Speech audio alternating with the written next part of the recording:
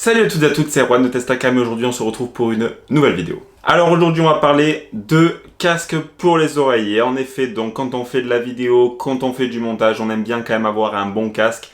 Un casque qui va avoir du son qui sera le plus neutre possible on va dire, mais bon ça dépend des gens.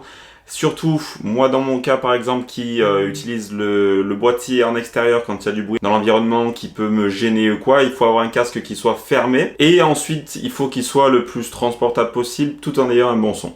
Donc moi j'ai fait un compromis dans tout ça et donc j'ai pris le Beyerdynamic DT770 Pro si je dis pas de bêtises. Donc voilà, c'est ce casque, donc le DT770 Pro en 80 ohms. Alors oui, en 80 ohms, pourquoi? Parce que c'est l'entre-deux. C'est-à-dire qu'il me semble qu'il existe en 32 ohms, en 80 et en 250. Donc le 32 ohms, il va être plus pour les utilisations sur les mobiles. Le 80, l'entre-deux, et le 250, ça sera plus pour du mixage en studio. Donc moi, vu que je l'utilise pour faire du montage, je l'utilise pour faire de la vérif de son quand je fais mes enregistrements, on va dire que c'était le bon compromis. Alors ce casque, qu'est-ce qu'il a? Il est très bien, franchement, il a un son, il est incroyable. Moi, franchement, je suis vraiment loin d'être déçu. Donc, c'est mon ami Silk722 qui me l'avait conseillé, donc qui l'avait vraiment adoré, donc qui utilisait. Ensuite, j'ai mon pote Tristan Sanson, pareil, qui fait des petits courts-métrages et compagnie, qui l'avait. Donc, je l'ai essayé plusieurs fois et puis après, j'ai craqué.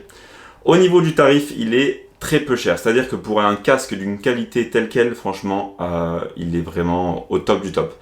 Moi, il me semble que je l'ai acheté 117 €. Donc, c'est vraiment très peu. Et franchement, j'en suis vraiment très très content. Alors, au niveau des caractéristiques qu'il va avoir, bon, je suis pas un expert en son, mais le seul truc que je peux vous dire, c'est qu'il va avoir des bras qui vont être réglables, qui vont pouvoir se refermer ou se ressortir.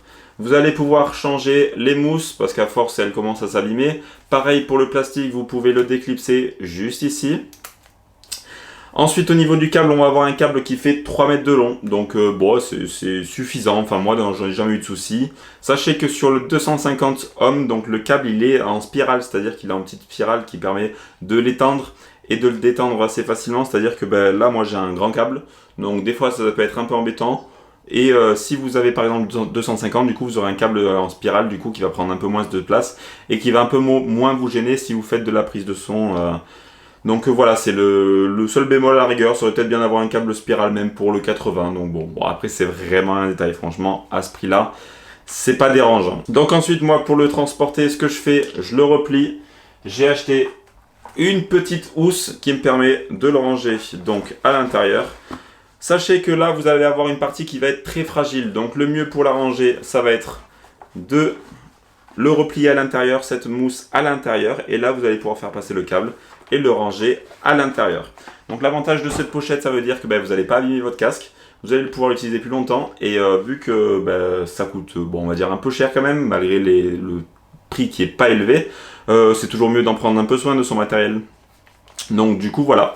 Au niveau de ce casque, moi franchement j'en suis vraiment très très content. Le mieux c'est de l'essayer. Vous allez dans une Fnac, vous allez dans un magasin, vous l'essayez, vous voyez. Mais franchement, n'hésitez pas. Là, vous pouvez y aller. Si vous voulez, je vous mets le lien en description de la pochette que j'utilise et du casque. Donc voilà, n'hésitez pas à aller voir. Ce casque, comme je vous le disais tout à l'heure, je l'utilise aussi en montage. Donc ça sera le thème de la vidéo de la semaine prochaine. Je vais vous montrer mon setup de montage. Qu'est-ce que j'utilise pour monter, quel logiciel de montage, quel ordinateur, quel écran j'utilise. Donc la semaine prochaine, je vais vous montrer tout ça. En tout cas, j'espère que cette toute petite vidéo du jeudi vous aura plu. Moi, je vous dis à la prochaine pour une nouvelle vidéo. Ciao tout le monde.